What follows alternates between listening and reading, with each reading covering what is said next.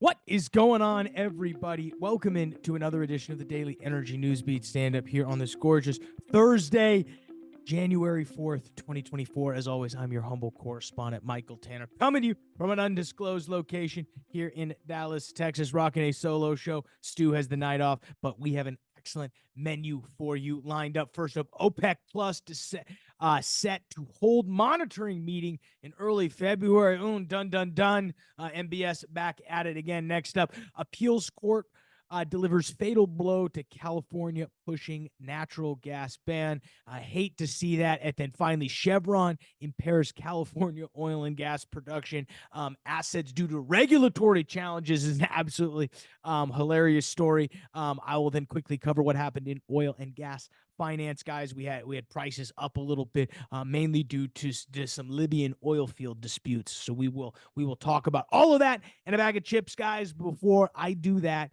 couple things. Remember, the news and analysis you are about to hear is brought to you by the world's greatest website, www.energynewsbeat.com, the best place for all of your energy news. Stu and the team do an absolutely tremendous job curating that site to make sure it stays up to speed with everything you need to know to stay up to speed with the energy business.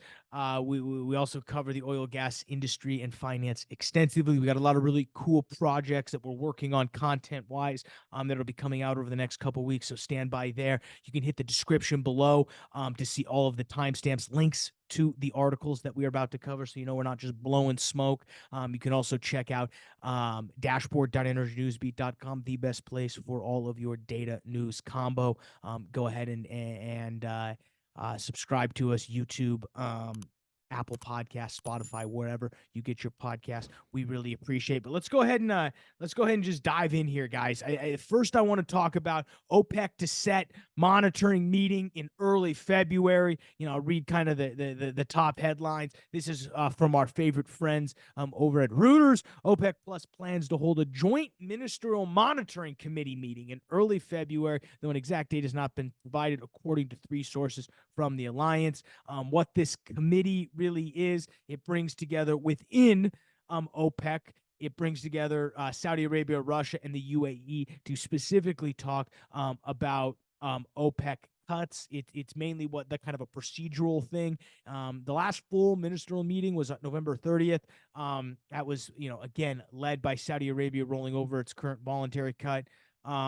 It's basically what they're supposed to do is assess these cuts in January and see kind of where things are going. The interesting part about what happened with OPEC is we know last month Angola quit mainly because it was unhappy with all these production cuts. So it'll be, again, production cuts are great, but you're also losing money at the same time. Sure, if prices go up, there's an offset, but how much of the price increase offset is actually because of the cuts? So I think that's partly where I think some of these smaller countries outside of the four big ones, Saudi Arabia, UAE, and Russia, they're maybe not able to take the hit as much. So it's clearly there's some they haven't sealed up the ranks yet. They got to come within their own.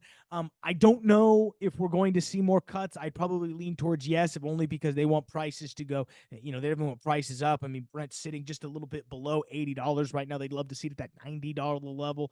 But we will be monitoring this joint meeting to see if anything interesting comes out.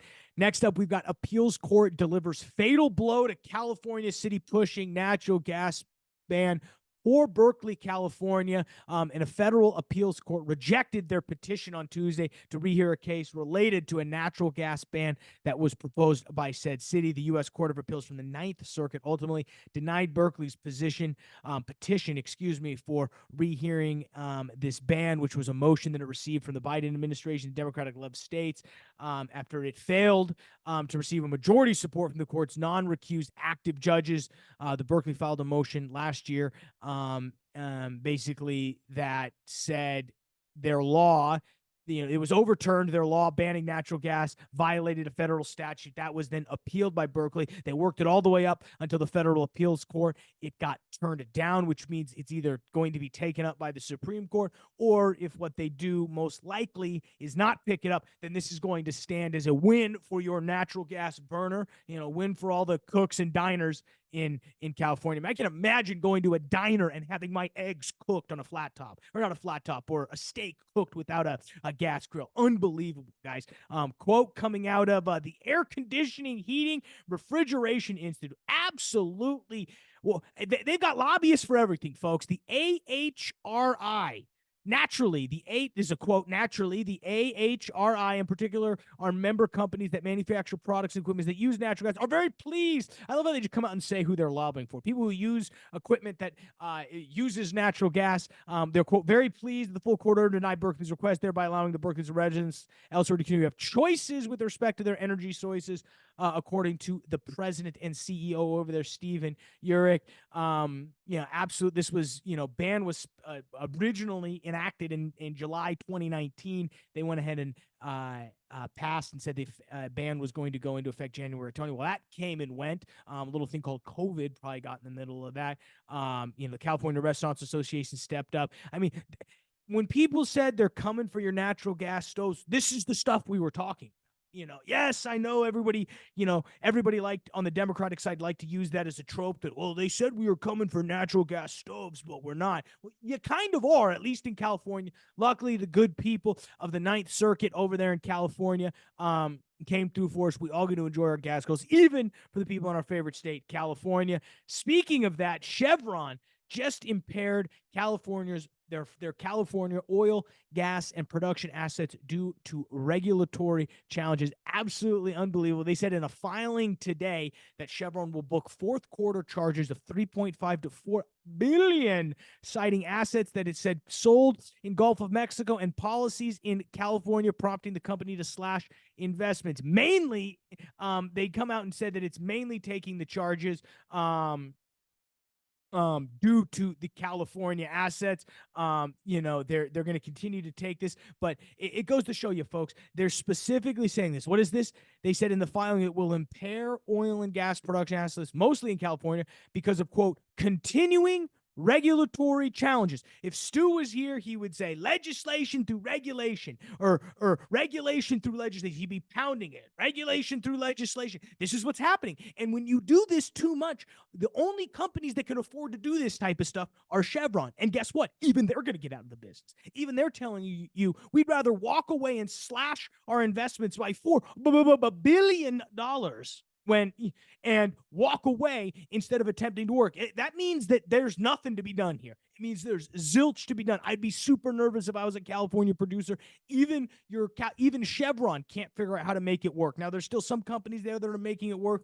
We know a lot of people that produce a lot of oil in California. I'm not saying in about, but I would be very nervous if I was, because even the bigger companies can't quite figure out what to do. Speaking of oil prices, let's move to finance. Oil was up about 3% today. Absolutely wonderful. Overall stock market, though, saw the second consecutive days of losses. S&P 500 drops about 0.8 of a percentage point. NASDAQ down a full percentage point. Dollar index actually up about 1.1 percentage points, which makes the jump in crude, albeit more interesting. Crude up half a percentage point. Currently trading, as we record this, about 5:30.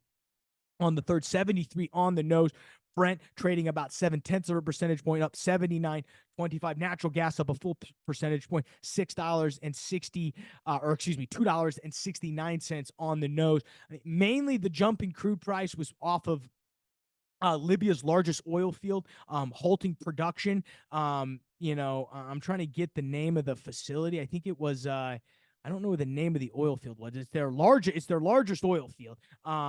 Basically it's the Shara oil field. Does 270,000 barrels of oil today per day. And yesterday, protesters showed up and basically occupied to the point where they have to do a complete full stoppage and a warning of a force majeure if they're not able to meet the demands of the protester, according to a letter signed by the National Oil Corporation's board and obtained by Bloomberg. They had 20 vehicles demanding jobs, services, new refineries. Basically what it is they're holding out for better wages. So this isn't a protest from workers there. This is other people in the country saying, hey, we want a better life. I'm all for that. Now, I'm all for them protesting wanting better. There's a very interesting scenario going on in Libya right now. You've got a non-work protest happening, shutting down the largest oil field, and we see prices run a little bit. It's how much we teeter on this. I think the other interesting thing is we'll see tomorrow.